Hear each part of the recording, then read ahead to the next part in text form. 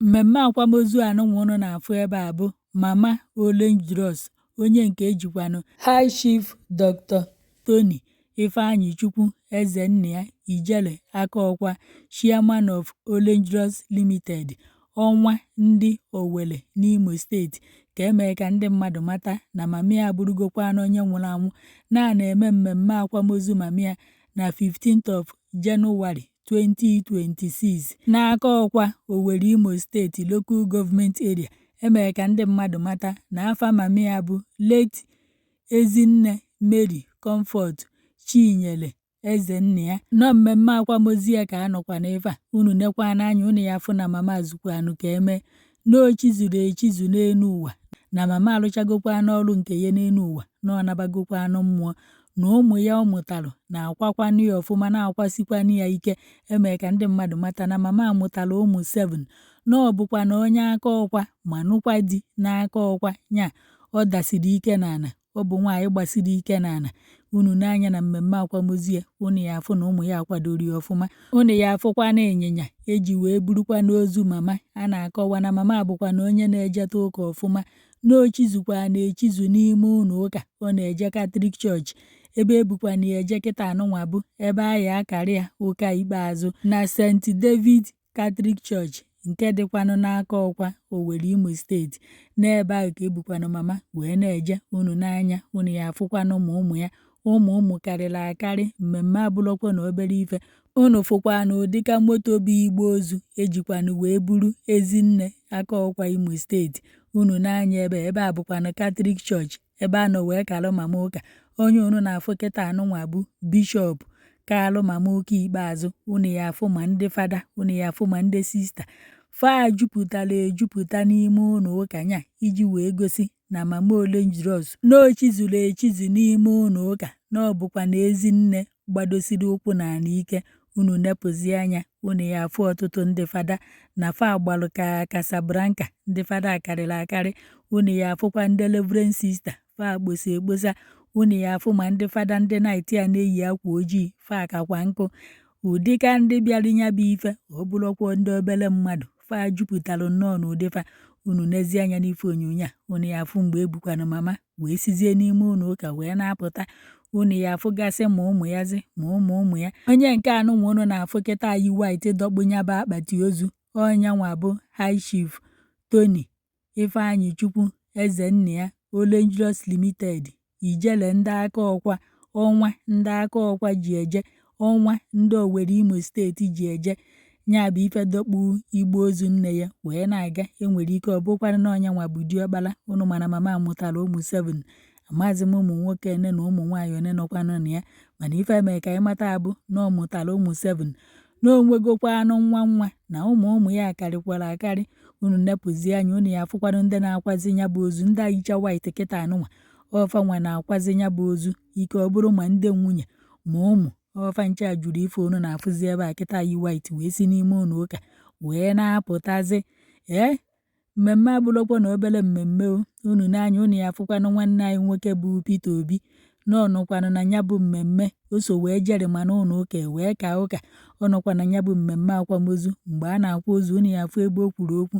Unu ya afụkwa Odenigbo N'ichi, onye nke ejikwanụ CEO Ekulos Limited, Ịma Bishọp Okonkwo. Ọ bịakwa na ya bụ mmemme akwamozu ka fa bịakwunyekwanụrụ mama oyifa nwoke ugwu ikpeazụ. Unu ya afụchafa n'ife onyonyo anụnwa na fa akakwanụ nkụ. Unu nezie anya n'ime ụlọ ụka. Nke a bụ mgbe a kachaziri ụka, onye ọbụla wee na-ekenezi ka e wee buruzie mama wee jebe n'ụlọ be ya, ebe ụmụ ya lụtara ya ntonto ụlọ, ebe ụmụ ya lụtara ya mgbamgba ụlọ. Mama chizukwara echizuo. Onwe nwoke na-ekwu okwu Chukwu, ọ sị na mama na Chineke mere ya eze n'elu ụwa, na o rijuru afọ mgbe ọ nọ n'ụwa, na ya makwanụ na ebe ọ nọ n'eluigwe na ọ nọkwana ọfụma. Ebe unu na-afụ kịta bụzi mgbe ebu ya wee na-ana n'ụlọ biya. Nya akachago ụka n'ụlọ biya ka a na-ejezi kịta anụnwa, ebe ụmụ ya lụtara ụlọ ka ejekwanụ wee nyizie ya wee kwụnyere ya ugwu ikpeazụ. Unu n'anya unu ya afụkwa na ọmarịcha akpati ozu eji wee buru late Ezinne Chinyere Comfort n'Imo Steeti aka ọkwa Owere. Ebe unu na-afụ kịta anụnwa bụ ụlọ Orange Dross Limited. ụnọ ya dị ife anụnwa, unu ebukekwa, unu abụrụkwa obere ụnọ. Hei, inwe ego amakakwa unu abụrụkwa ụnọ ụmụazị, ọ bụrụkwa ka eje ka abịa na ị na-anya ịfụ na ụnọ na-alụsiri ya ike, lụọ ya lụsie ya ike ọfụma.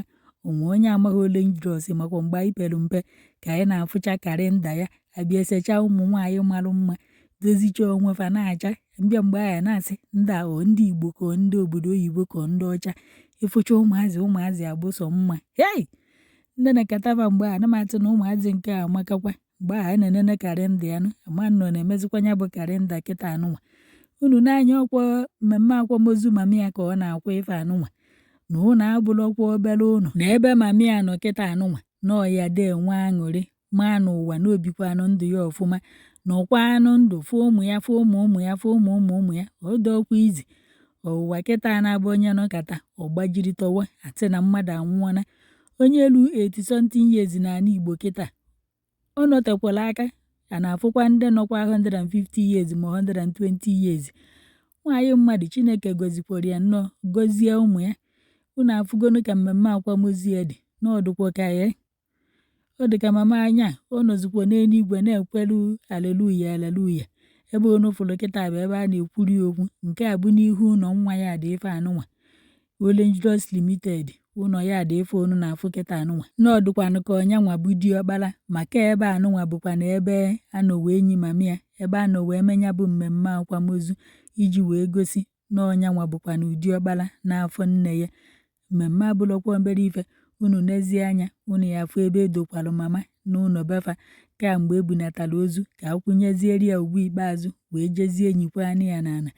Ya bụ ebe unu na-afụ kịta anụnwa. Mme gosi n'ụlọ ebe ekpughere igbe ozu ya, mme setanụ nke ahụ ajọsụ mwepụ ya wee setara ụlọ ebe ụmụ ya nọkwanụ wee na-akwụnyeri ya ugwu ikpeazụ. Ọkwanụ nke nnu wee sị ka m wetara unu na akwamozu abụrụkwa akwamozu ụmụazị. Chineke menụ ka anyị nọruo etu anụnwa fụkwanụ ụmụ anyị fụ ụmụ anyị. Unu n'anya unu ya afụkwanụ former gọvanọ ndị Anambra steeti Mr. Peter Obi, our president. Hey, Chineke ga mgbe Peter Obi ya bụ prezidenti Naijiria o, anyị na-echezikwa ka o mee. Unu n'anya n'ife onyonyo a unu ya afụkwanụ onye ndị ichi ji eje Odenigbo ndị ichi, aka ekpuchi ọnwa na iji, ijele ndị ichi, CEO Ekwulos Limited, Imabichop Okonkwo. Ya bụ ife unu na-afụ kịta fa bịalụ mmemme akwamozu mama ka fa bịa nọnyelu ọyịfa nwoke wee sịkwanụ mama ka mkpụrụ obi ezuru ike na ndokwa, wee tikwanụ ọyịfa nwoke bụkwanụ Orange Dross aka n'obi na ife mere emego. Ekenekwanụ m unu n'ọkwọ nke nnụ.